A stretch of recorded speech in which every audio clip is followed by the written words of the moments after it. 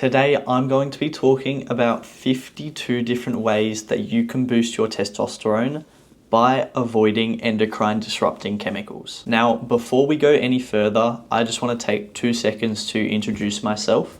My name is Callum Gambling, I'm 21 years old and I live on the Gold Coast.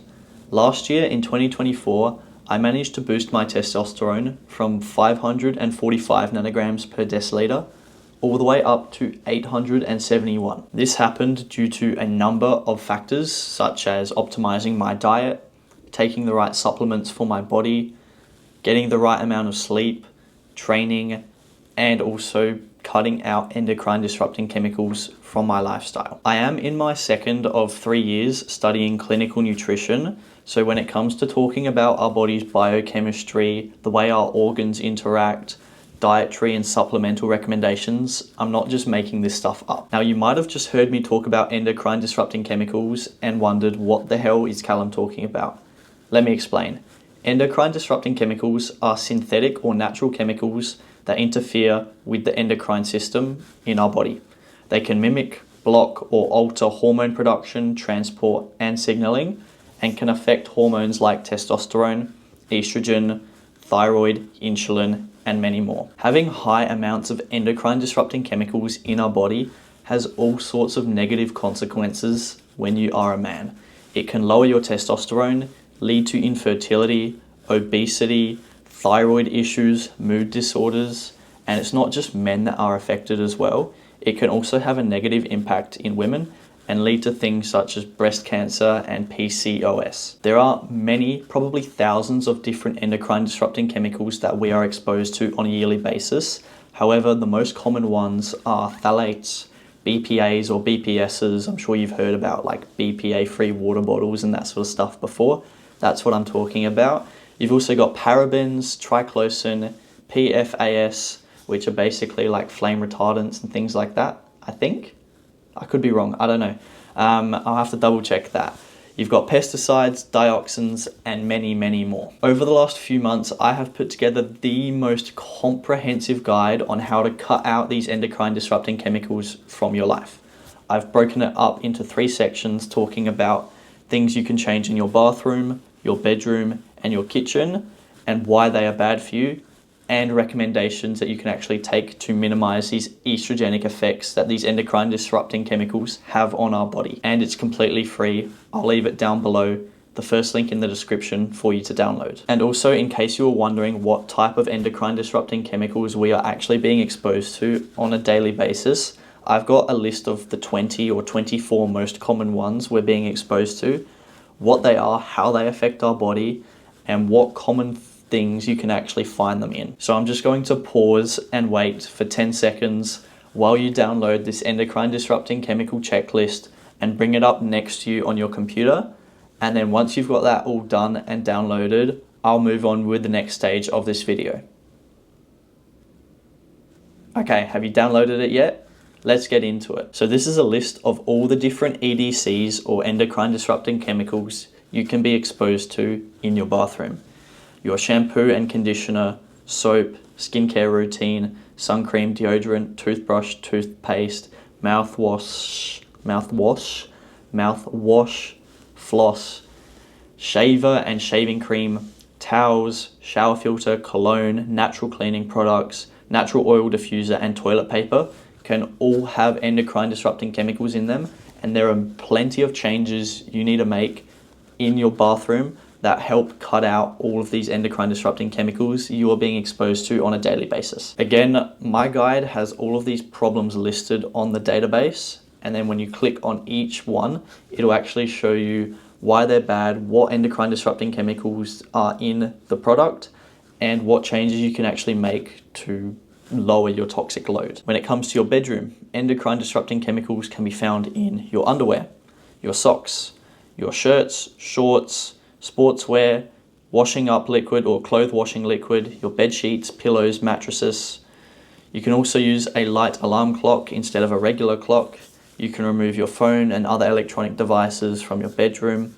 You can download a screen time app on your phone, wear wired headphones, use flux or night shift on your phone and laptop, wear blue light blocking glasses, turn off the Wi-Fi, use blackout curtains, control your temperature, and I think there's a few more things in there. And lastly, when it comes to cutting out EDCs in your kitchen, you can get a glass or metal water bottle, use meal prep containers that are made out of glass, try and prevent the use of microwaves as much as possible, get wooden cooking utensils, wooden chopping boards.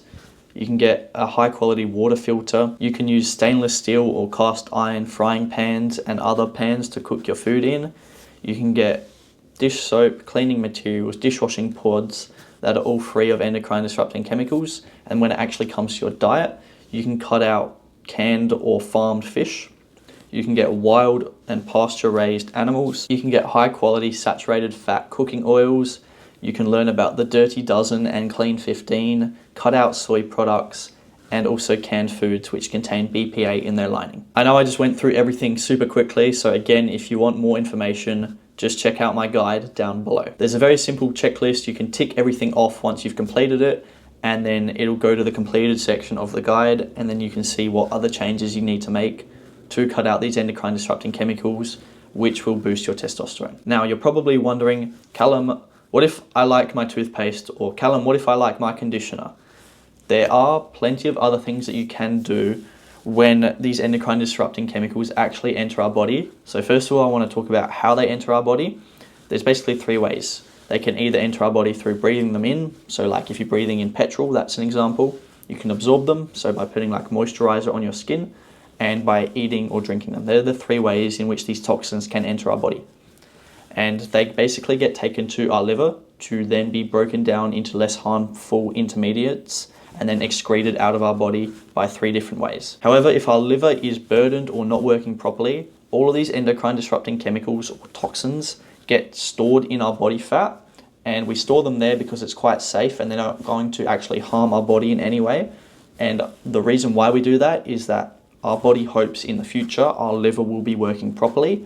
And then when our liver is working properly, we can then break down the excess endocrine disrupting chemicals that we've been storing in our body fat. However, a lot of the time that doesn't happen.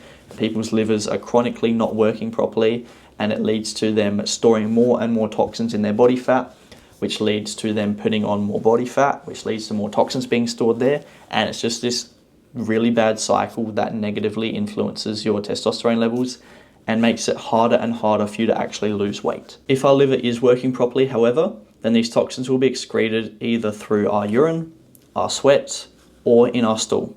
It's important to make sure that our entire detoxification pathway is working properly, which is what I'm about to talk about. So to make sure that our liver is working properly, we need to optimize phase 1 and phase 2 liver detoxification. Phase 1 liver detox converts fat-soluble toxins into reactive intermediates, and then phase 2 neutralizes these and turns them into water-soluble intermediates, which then can be excreted out of our body. It's important to get a liver blood panel done to look at your bilirubin, ALP, AST, ALT, GGT, albumin, total protein, globulin, and also homocysteine to see if your body and your liver in particular is struggling to break down and deal with these toxins. If ALP and AST are high, then this could be an indicator that your liver isn't working properly and that you're actually not excreting these toxins effectively. And by the way, if you've never had your blood looked at before, or you're curious at finding out what is preventing your body from looking and feeling its absolute best, I analyze blood tests, and then based on that, I recommend dietary changes, supplements, and lifestyle interventions to help you feel your absolute best. If you're potentially interested in figuring out whether you need a blood test or should get a blood test, the second link down below, I actually have a quiz which asks you basically a bunch of questions to figure out if you should be getting a blood test or not. And then based on that, we can talk from there. Let's say we looked at your blood work and we found that your ALP or AST was high. I would then recommend some micronutrient changes to your diet. I will probably also recommend some supplements for you to take, such as NAC, maybe glutathione, choline, dandelion root, milk thistle, to help improve your liver's detox capacity.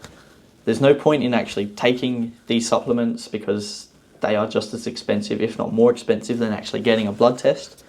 So it's more important to get a blood test first to figure out if you actually have a problem, and then based on that can take the supplements I've just talked about to actually decrease your ALP or AST and then improve your body's detoxification pathway. If your liver is struggling to detox from all of these toxins, or perhaps you're overweight, you need to drop to between 10 to 15% body fat. When you're between 10 to 15% body fat, your testosterone is at its absolute highest. As I've previously mentioned, your body stores all of these toxins in your body fat if your liver isn't working properly to protect your body from the negative effects these endocrine disrupting chemicals have. But long term, these EDCs build up and can lead to harm and more increased body fat, and it's that cycle I was talking about before. Getting a DEXA scan or something similar to see if you have visceral fat or subcutaneous fat stores is really important, because if you have visceral fat, that's fat around your organs, and that's a lot worse than having just fat on the outside of your body. Again, if this is something you struggle with, I can only recommend getting a functional blood test to figure out what is wrong with your body, what you're deficient in, and then actually take action based on your body's needs, and not just listening to basic advice like eat in a calorie deficit and get 10,000 steps in.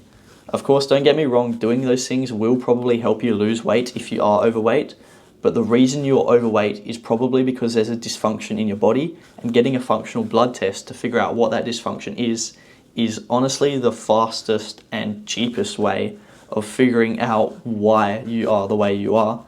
The same could also be said about gaining weight. If you've always struggled to gain weight, it might not be just because you're not eating enough. It could be because there's a dysfunction in your body that's preventing you from actually being able to put on the weight that you should be. I hope I'm making sense here. Anyway, let's pretend that you're 12% body fat and your liver's working properly. There are 3 ways in which your body can actually excrete these toxins and get them out of your body, and that's through your stool, or through sweat, or through urine. So I just want to talk about making sure that your gut is working properly to ensure that you're actually breaking down and getting rid of all of these toxins. So once the toxins are processed by the liver, they're sent back into the digestive system, excreted by the biliary system, which is basically called your gallbladder. Increased bilirubin, ALT or GGT can be signs of poor gallbladder dysfunction, and again might require additional supplemental and lifestyle and nutritional support.